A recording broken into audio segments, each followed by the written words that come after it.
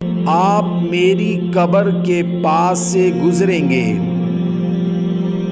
عاصم بن حمید سکونی رحمہ اللہ تعالی سیدنا معاذ بن جبل رضی اللہ تعالی عنہ سے بیان کرتے ہیں، جب نبی کریم صلی اللہ علیہ وسلم نے سیدنا معاذ رضی اللہ تعالی عنہ کو یمن کی طرف بھیجا تو آپ صلی اللہ علیہ وآلہ وسلم خود بھی انہیں وصیتیں کرتے ہوئے ان کے ساتھ شہر سے باہر نکلے۔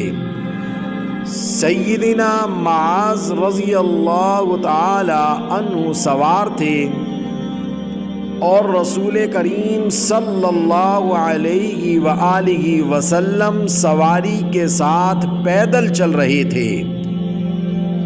جب آپ صلی اللہ علیہ وآلہ وسلم انہیں وصیت کر کے فارغ ہوئے تو فرمایا، اے معاذ، شاید آپ مجھے اس سال کے بعد نہ مل سکیں اور شاید آپ میری مسجد اور میری قبر کے پاس سے گزریں گے۔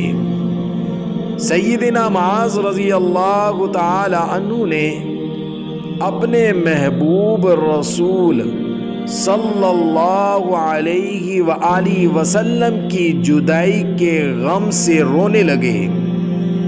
پھر نبی کریم صلی اللہ علیہ وسلم نے اپنا رخ انور مدینہ منورہ کی طرف کر لیا اور فرمایا، تمام لوگوں میں میرے سب سے قریب متقی لوگ ہیں، چاہے وہ کوئی بھی ہو اور کہیں بھی ہو۔